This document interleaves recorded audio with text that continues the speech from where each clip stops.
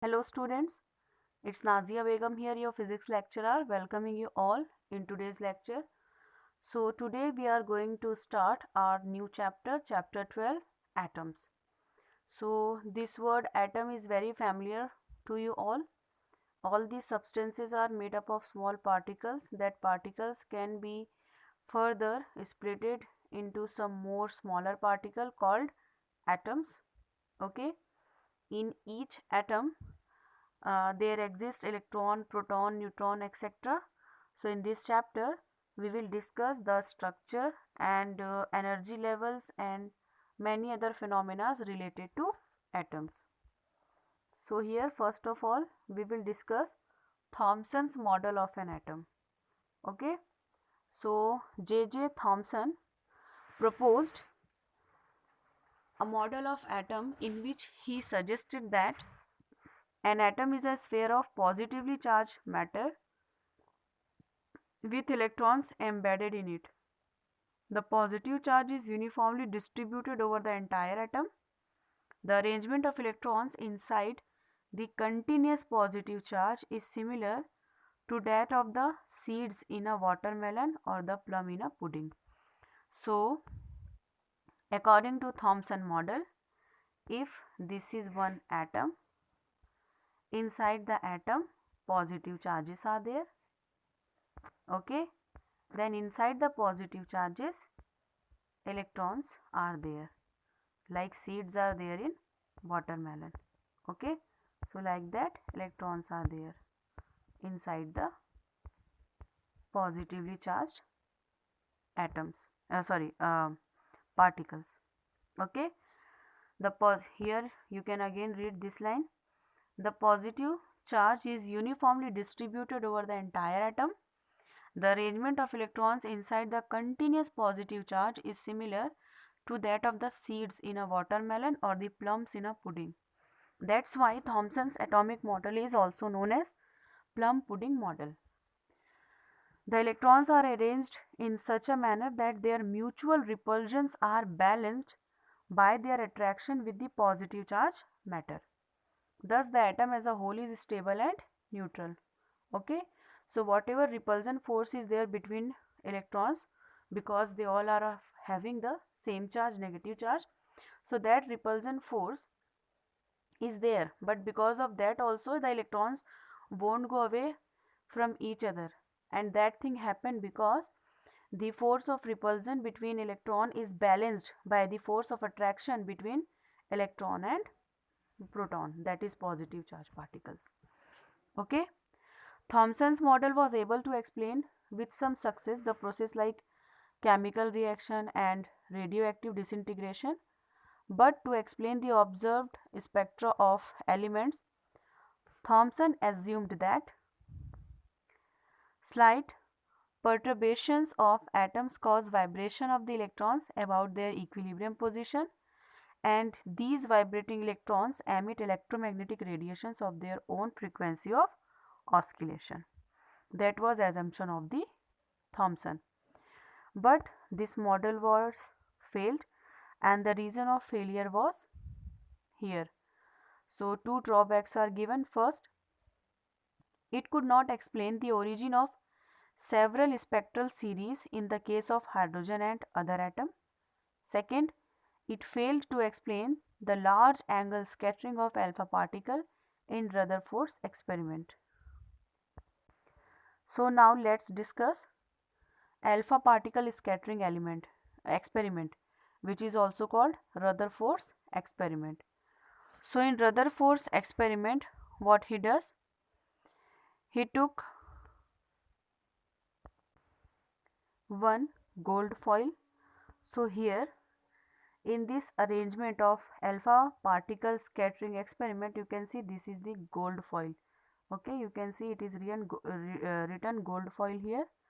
Okay, so here is one gold foil and here is one source of alpha particle. It is the radioactive source. From this source alpha particles are coming out. Okay, these alpha particles are being passing through the collimator. Okay, when they pass through the collimator and strike to the gold foil. So Rutherford uh, observed some phenomena which we will discuss.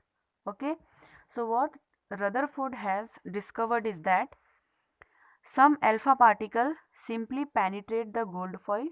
Okay, if suppose this is the gold foil, so when the alpha particles are coming, some simply crosses the gold foil, some particles go back in the same direction from which they were coming.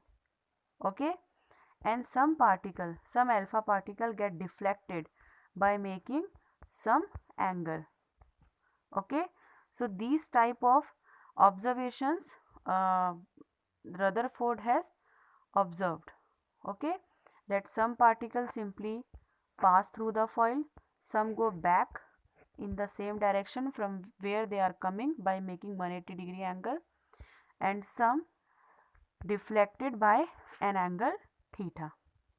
Okay, so that deflected alpha particles were detected by this zinc sulfide screen. Okay, and we can see them through the microscope. So here you can see observation is written. As shown in figure 12.3, a graph is drawn between the scattering angle and the number and theta of the alpha particle is scattering at an angle theta. Okay, as I have told you that 2-3 thing happened here. So here you can see that, okay, scattering of alpha particle on the Rutherford model. So here we have the atom, okay, and you can see some alpha particles are simply crossing the atom, some are going back, okay, after colliding to this, and some are going passing through this and making some angles. So here you can see one diagram is given which is showing the positions of alpha particle when they are bombarded on a very thin gold plate, a gold foil. Okay, after doing that experiment, when we have drawn a graph between angle theta, okay, that is scattering angle from which the particles have been scattered after getting bombarded on gold foil. So that is scattering angle theta and number of alpha particles which have been scattered by that angle. Okay, so a graph is there like for an angle 20 degree. Okay, how many particles get scattered by that 20 degree? This much. Okay, for an angle of 80 degree, this much particles were there. For an angle of 140 degree, this much particles were there. Okay, so like that we have drawn one graph. So we got one curve in that graph. And above graph reveals the following fact which I have already told you, that most of the alpha particles pass straight through the gold foil or suffer only small deflections. Okay, because here you can see for 0 degree we have maximum number of alpha particles. Okay, and as the angle of scattering is increasing, the number of alpha particle is decreasing. That means very less particles have been scattered by great angle, and most of the particle pass through the foil without any deflection, without any scattering. Okay, the number of particles who scattered is very less.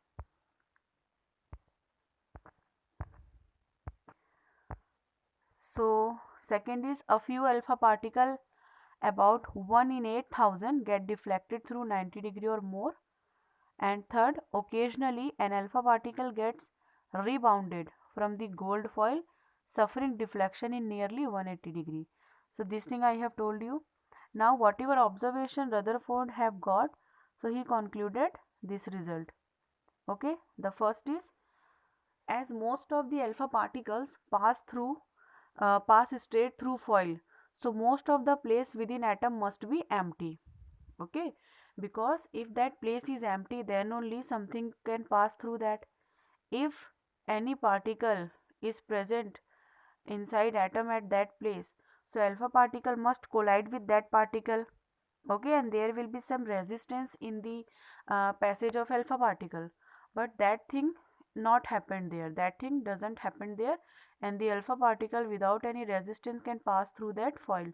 That means at most of the place inside the atom, okay, there was nothing, no particle were there, and that part was empty. Second, to explain large angle scattering of alpha particles, Rutherford suggested that all the positive charge and the mass of the atom is concentrated in a very small region called the nucleus of the atom, and from that part only the alpha particles were being scattered by 180 degree. Third, the nucleus is surrounded by a cloud of electrons whose total negative charge is equal to the total positive charge on the nucleus, so that the atom as a whole is electrically neutral. Okay, the scattering of alpha particle is due to the Coulombic repulsion between the positive charge alpha particle and the nuclei.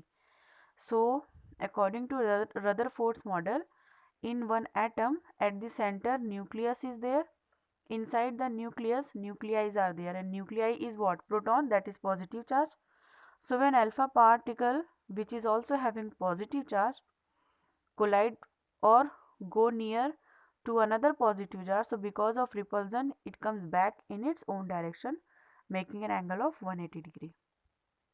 Okay, and if directly not going to proton, if passing by nearby the nucleus, then also it get deflected by making any angle, and those alpha particle which are so away, so far from the nucleus, okay, they are far, so they can simply pass through the gold foil.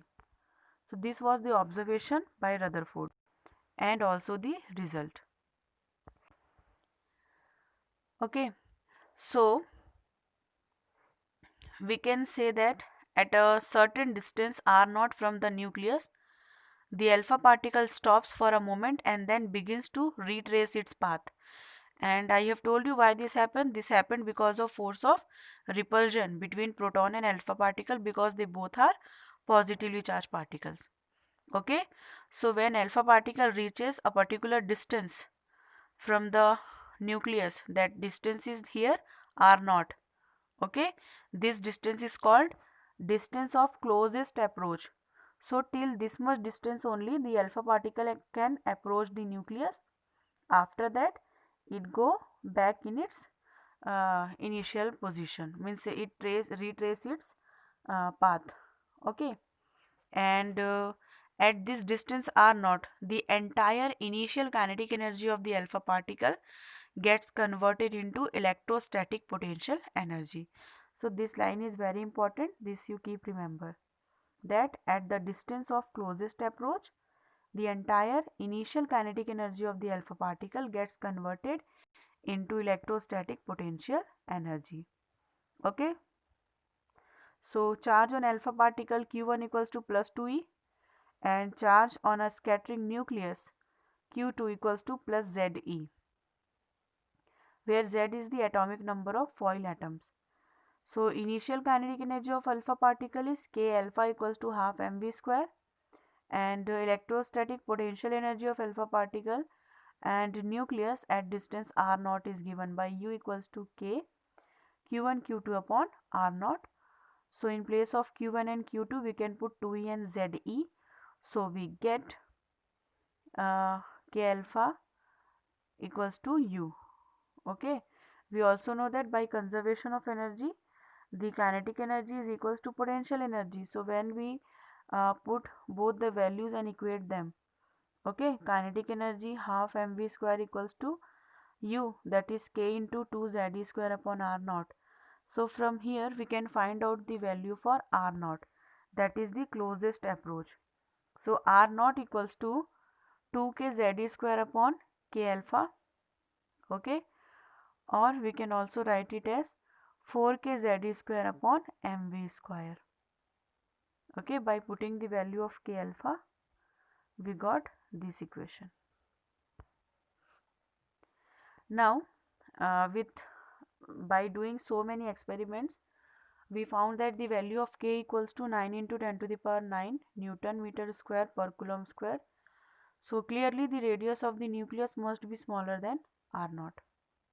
Okay, so when we have to find out the radius, we can use the value of R naught as well. Okay, now atomic number of gold is 79. Kinetic energy, okay, Rutherford when performed this experiment, he put one potential of he put a alpha particle with energy 5.5 mega electron volt. So kinetic energy equals to 5.5 mega electron volt. When we convert it into joule, so we got 5.5 into 1.6 into 10 to the power minus 13 joule.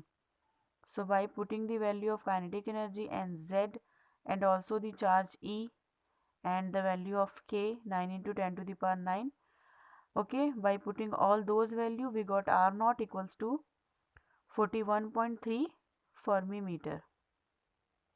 Okay, so from here it is clear that the radius of an atom is more than 41.3 Fermi meter because the radius must be greater than the distance of closest approach. So on the basis of his experiment, Rutherford proposed the following model of an atom. First, an atom consists of a small and massive central core in which the entire positive charge and almost the whole mass of the atom are concentrated. This core is called the nucleus. Second, the size of the nucleus is very small as compared to the size of the atom. Third, the nucleus is surrounded by a suitable number of electrons so that their total negative charge is equal to the total positive charge on the nucleus and the atom as a whole is electrically neutral. Fourth point, the electrons revolve around the nucleus in various orbits just as planets revolve around the sun. The centripetal force required for their revolution is provided by the electrostatic attraction between the electrons and the nucleus. Then let's discuss limitations of Rutherford's atomic model. So the first limitation is given here as, according to electromagnetic theory, an accelerated charged particle must radiate electromagnetic energy. An electron revolving around the nucleus is under continuous acceleration towards the center. So it should continuously lose energy and move in orbits of gradually decreasing radii. Are you understanding this? If the electrons are continuously accelerating, that means they must emit electromagnetic wave, okay, electromagnetic energy, and if they emit energy they will lose energy, and by losing the energy gradually what will happen, they will continuously lose the energy and their orbit becomes smaller and smaller and smaller, and finally it should collapse into the nucleus. Thus the Rutherford's model cannot explain the stability of an atom, because if the electron collapse in nucleus, the atom will destroy. Okay, so why an atom is stable, that is not explained by Rutherford. Second, in Rutherford's model, an electron can revolve in orbits of all possible radii, so it should emit a continuous spectrum, but an atom like hydrogen always emit a discrete line spectrum. Okay, do you know the meaning of continuous and decrease? Continuous means continuously we should get the radiations, but it is not true in case of any atom. We are not getting continuous radiations or continuous patterns, but we are having discrete patterns. That means the patterns with certain intervals, okay, not the continuous one. So this thing also cannot be explained by Rutherford, and that's why the model of Rutherford failed.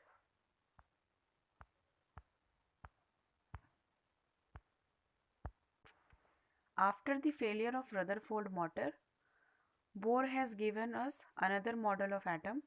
Okay, so in next video, in next lecture, we will discuss Bohr's model in detail and also the spectrum of hydrogen. Okay, So this is it for today's lecture. See you in next lecture. Till then, goodbye. Take care. Do some productive work. And the most important thing, be healthy, be safe.